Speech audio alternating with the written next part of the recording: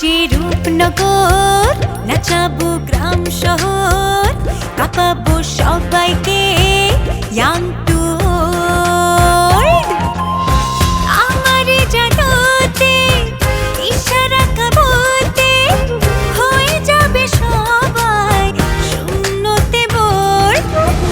নগরের আমি রূপালী গোর, রূপনগরের আমি রূপালী গোর, রূপনগরের আমি রূপালী গোর। আমি যে রূপনগর, নাচাবো গ্রাম শহর, কাঁপাবো সবাইকে ইয়াং টু ওল্ড।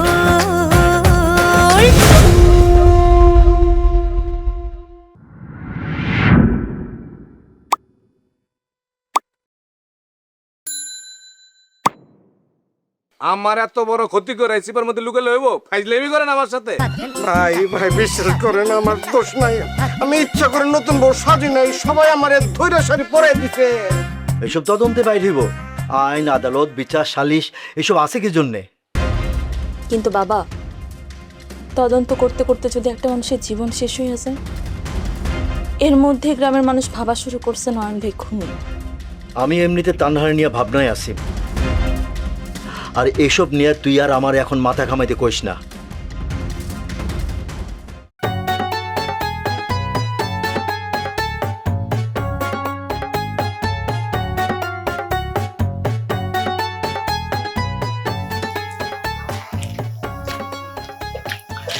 জানো তো না, এই নদীর পাড়টা না আমার খুব পছন্দ।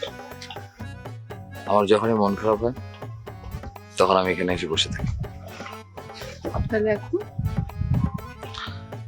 এখন তো আসলে মন খারাপ হওয়ার কোনো অপশন নেই, কারণ আমার মন তো আমার পাশে বসে।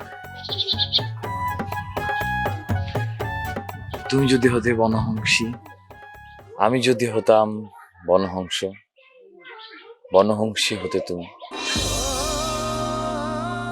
কোনো এক দিগন্তের জলছিরির নদীর ধারে ধান ক্ষেতের কাছে উড়ে যেতাম দুজনে নীল আকাশ ভাষায়।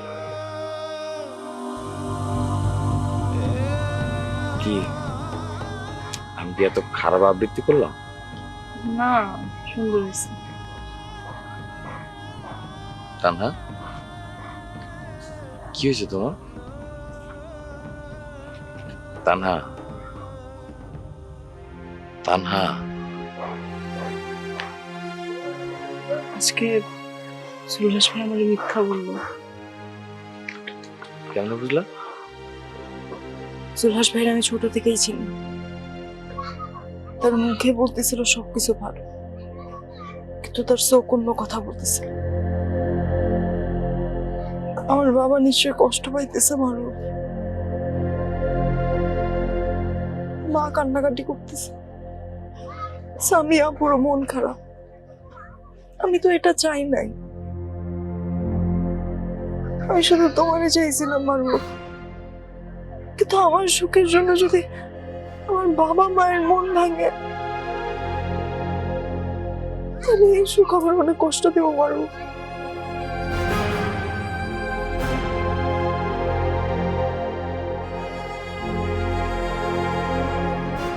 তানহা, আমার দিকে তাকাও। তানহা, প্লিজ প্লিজ, একটা কথা বিশ্বাস করবো?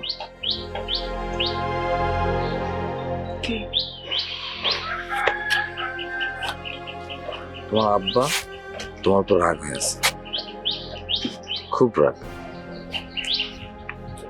এই রাগও একদিন শেষ হয়ে যাবে। নদীর পানি তো সবসময় উত্তাল থাকে না, ঝড় যখন শেষ হয়ে যায় আবার শান্ত হয়ে যায়। যদি না হয় তাহলে তো নিশ্চিত কেমনে হইতেছে মারু? কারণ আমি শুধু তোমার না, তোমার পরিবারের সব মানুষে নিজের আপন মানুষ মনে করি। আমি কখনোই চাই না আমি তোমারে পাইছি দেখা আমি জিতে যাই আর তোমার বাপ মা হেরে যায়। তুমি দেখো, আমি এমন এক দিন আনবো যেদিন তোমার আব্বা নিজে তোমার হাত আমার হাতে দিয়ে কইব যা আমার মায়ের নিয়ে যা। মানুষটা তো আসে পাওয়া কই থেকে? তোমার চোখে, কারণ যে চোখ এত ঝড়ের পরেও মানুষের ভালোবাসতে পারে, তাহলে পৃথিবীর কোনো সম্পর্কই ভাঙা থাকতে পারে না।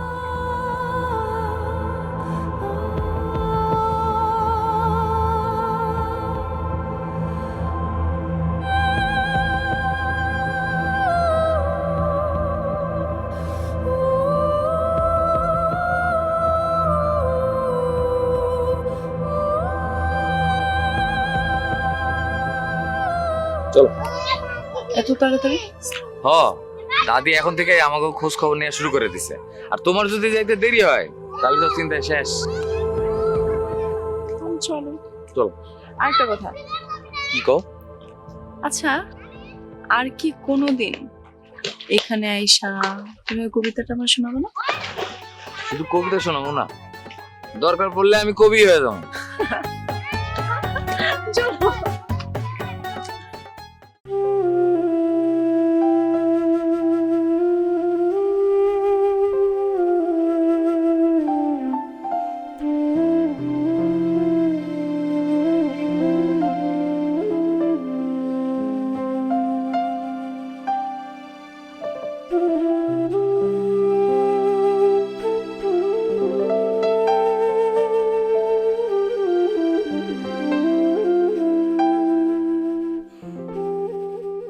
আপু,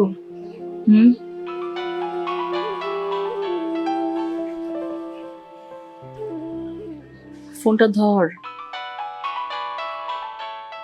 বিদ্যুতের ফোন, তাই না? ফোনটা ধরতেছোস না কেন? আমার ওর সাথে কথা বলতে ইচ্ছে করছে না। দেখ টিয়া, বিদ্যুৎ একজন আইনের লোক, ওরে অর্ডার দিছে, অর্ডার অনুযায়ী ওর নিজের দায়িত্ব পালন করছে। আর তাছাড়া ও তো যাওয়ানোর আগে আমগো কয়ে গেছে এই মামলার সত্যতা ও উদ্ঘাটন করব। টিয়া দেখ, আমি তো কষ্টটা বুঝি, কিন্তু তাই বলে বিদ্যুতের মতো এত ভালো একটা মানুষরে এইভাবে কষ্টটা দেওয়া ঠিক না। আপু সে কেমনে পারলো আমার ফেরেস্তার মতন ভাইটার হাতে হাত করে পড়া নিয়ে গেল আমার চোখের সামনে? আমি এই দৃশ্য ভুলতে পারতেছি না। আরে পাগলি, এটা তোর চাকরি, আর তাছাড়া আইন যারে গ্রেফতার করতে কইব ও তো সেই কাজটাই করবো। এজন্যই তো পুলিশের পোশাক পরে।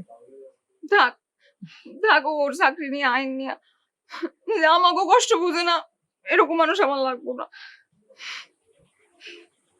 তুই আসলেই অনেক আবেগে আপ্লুত হয়ে গেছিস। এখানে বিদ্যুতের জায়গায় অন্য কোনো পুলিশ থাকলে ওই একই কাজটাই করতো, জানোস? অন্তত বিদ্যুৎ তো আমাগো কথা দিছে, প্রতিশ্রুতি দিছে যে ঘটনার সত্যতাও খুঁজে বাইর করব। না, কারোর কোনো দোষ নাই, সব দোষ তো আমার নয়ন ভাইয়ের। আমার নির্দোষ ভাইটা।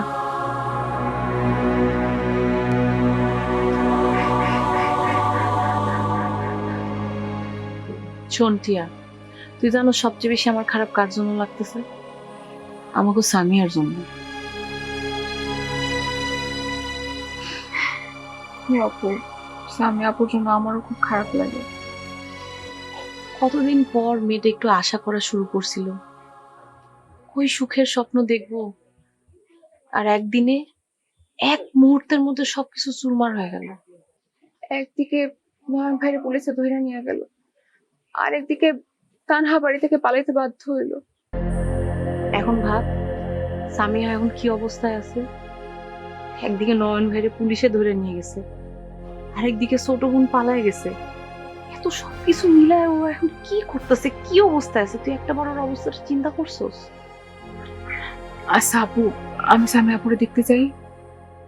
যা, এই সময় ওর একটা আপন মানুষের দরকার আছে, তুই যা। কিন্তু মাথায় রাখিস, আজমল চেয়ারম্যান কিন্তু রাগলে মাথা ঠিক থাকে না, তোরে তানহার বান্ধবী হিসেবে দেখতে পারে। আর দূর আপু, কি যে কো না, চাচা আমার খুব ভালো মতন ছিল, তুমি এগুলো নিয়ে টেনশন করো, আমি গেলাম।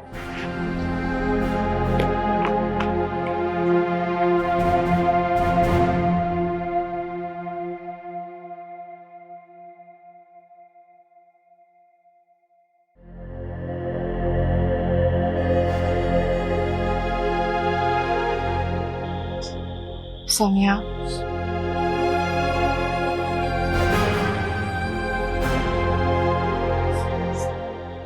সামিয়া,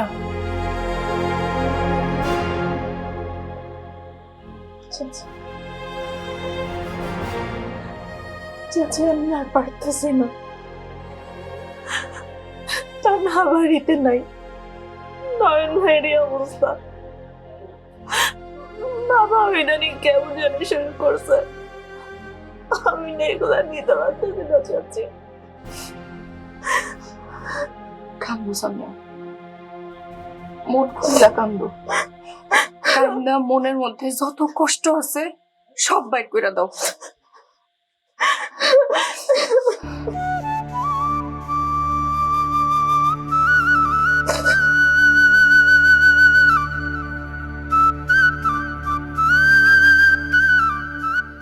শোনো, জীবনে একটা কথা মনে রাখবা, আকাশের মেঘ যতই কালো হোক জীবনে কোনোদিনও সূর্যরে ঢাকা রাখতে পারে না। সত্য ঠিক তেমন। কিন্তু চাচি এই সত্যের জন্য মানুষরা এত কষ্ট পাইতে হয়? হয়, কারণ সত্য কোনোদিনও সহজ রাস্তায় আসে না, তারে লড়াই কইরা সিনায় আনতে হয়। নয়নরে আমি যতটুকু চিনছি, ওই পোলাটা কোনো অন্যায় করতে পারে না। আজ মানুষ বিশ্বাস না করলেও কাইল করবো। আজ আদালত যদি না শোনে একদিন শুনবই।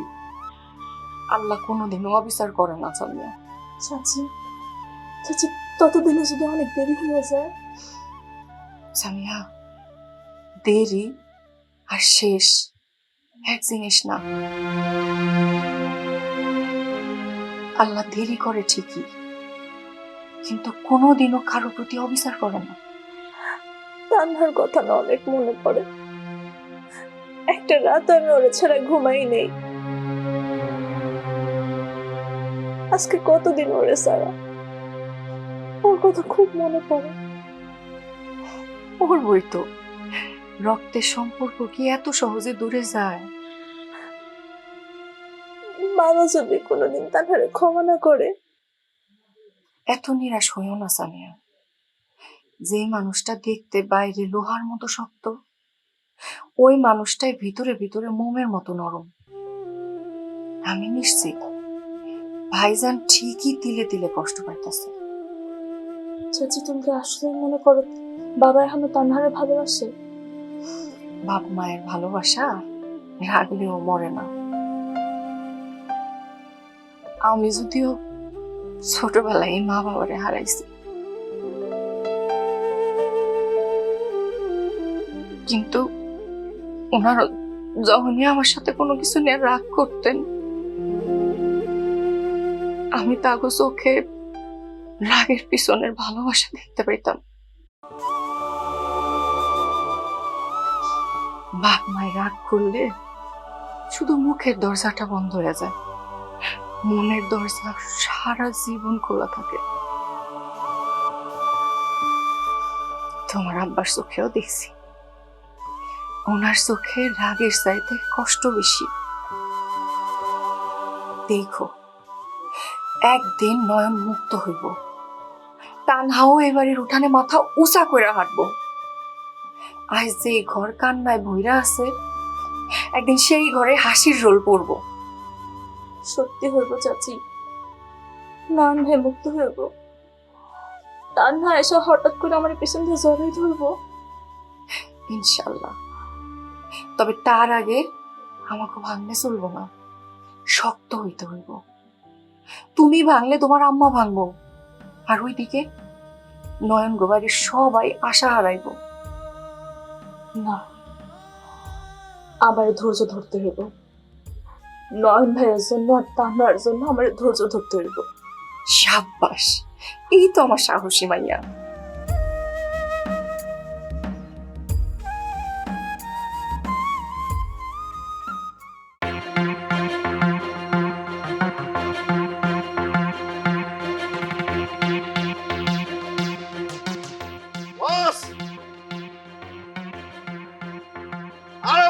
খবর আছে। আরে বস, একটা খবর আছে, বিশাল একখান খবর আছে। কি খবর এটা কবি তো? দেখা হইছে, কার লগে দেওয়া হয়েছে? আমাদের তানহার সাথে দেখা হইছে। কস কি কার লগে দেওয়া হয়েছে? কেমন আছে কেমন আছে? ভালো আছে। ওই বড় রাস্তার মোড়ে দেখা হইছে। আচ্ছা, তানার সাথে মারুফও ছিল। তোর দেখে কি কইলো রে? বস, আমি তো মারুফ আর তানহারে দেখে মনে করেন যে একটু দূরে একটা গাছের আড়ালে চুপ করে পলায় আছি। তানহা যে চালাক, আমার গন্ধ পেয়ে ঠিকই গাছের এনে চলে গেছে। দেখেছে জুলাস ভাই, বের হয়ে আসেন। আমি তো লজ্জার মধ্যে পড়ে গেছি, সামনে বের হয়ে আসলাম। আরে আমার ভাতিজি না, কইতেব না। তা কেমন আছে? ভালো আছে তো? ওকে দুজনকে কেমন দেখলি? হাসি খুশি তো? এমনিতে তো খুবই হাসি খুশি দেখলাম, আচ্ছা আচ্ছা, আর ওদের দেখে মনে হইলো দুইজনই ভালো আছে। মাশাআল্লাহ মাশাআল্লাহ। কিন্তু বস, কি যেই বাড়ির সবার কথা কওয়া শুরু করলাম, চাচা চাচি সামিহা, হ্যাঁ। আপনি লাইলি চাচি, হ্যাঁ। এদের কথা শোনার মাত্র মনে করেন যে চোখ দিয়ে পানি পড়া শুরু করে দিল। খুব মন খারাপ হয়ে গেল, আর বারবার চাচার কথা জিজ্ঞাসা করতেছিল। শোনো, একটু অন্যরকম, আর দোষটা সাধারণ মায়ের মতো না, একটু ব্যতিক্রম, বুঝছস? আমরা মনে কর যা দেহি ও অ্যাডভান্স আরো আগেই দেখালায়, 6 মাস আগে এই জিনিসটা বুঝা ফেলায়।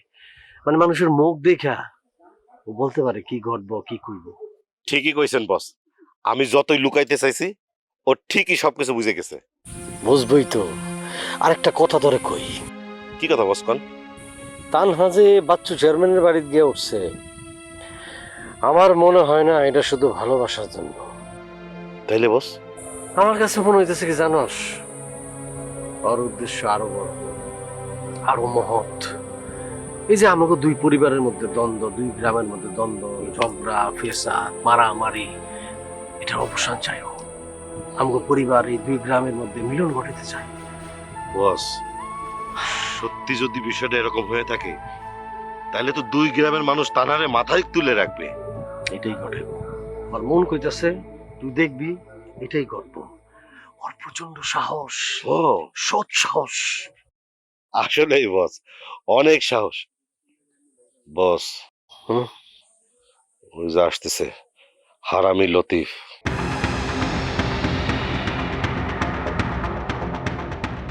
আগে তো সাদিক মহাজনের সাথে গার্ড সার্ভার ছিল, তার আগে রুস্তমের সাথে চলতো।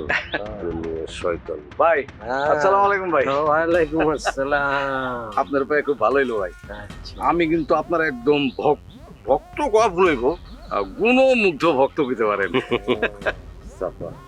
না, জিনিসটা দেখেন ভাইজান, না না, ধরেন এই যে আমাকে যে সাদেক মহাজন জি, তার কিন্তু টাকা পয়সা গহনা জমি জিরাত কোনো কিছুর অভাব নাই। রুস্তমের বোন লাইলি যদি তারে বিবাহ করতো, সে কিন্তু রাজরানীর মতো থাকতো কিনা কোন ভাই? সে অবশ্যই থাকতো। কিন্তু সে কি করছে ওই হীরার কারণে থুইয়া আপনার মতো একজন রে বিয়া করে ফলাইলো। এই মুখ সামলা কথা কবি লতিফ, তোরে কিন্তু আমার ভালো করে চিনা হয়ে গেছে। তুই কি করলি তুই? হ্যাঁ, জুলার যারা একবার ভালো করে চিনে তাদের কিন্তু সহজে ছাড় দেয় না। তুই কি কথা করলি? কি অপমান করলি তুই? হ্যাঁ, বারো একটু লাল করে দেবো। কি কইছে বস? কুল জুলার ভাই, কুল মানে আমি বলি আপনি আমারে ভুল বুঝতেছেন। আমি কিন্তু বলছি যে আমাদের মজনু ভাই হীরার চেয়েও দামি। আমি আপনার বুঝাই বলি ব্যাপারটা, যদি হীরার চেয়েও দামি না হইতো তাহলে হীরার ব্যবসায়ী থুইয়া মজনু ভাইরে কি কেউ বিয়া করে বলেন? আমি ওইটা বলছি।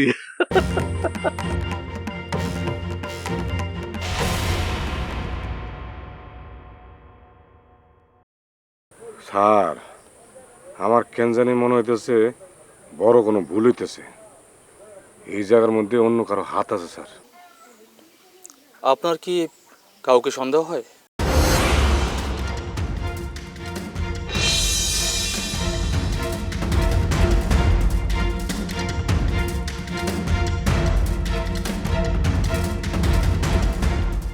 কি আবার তাকায় আছেন কেন? কি দেখেন? জান, কথা শেষ হয় নাই নাকি? দুটো বাড়ি দেবো, তারপর যাবেন?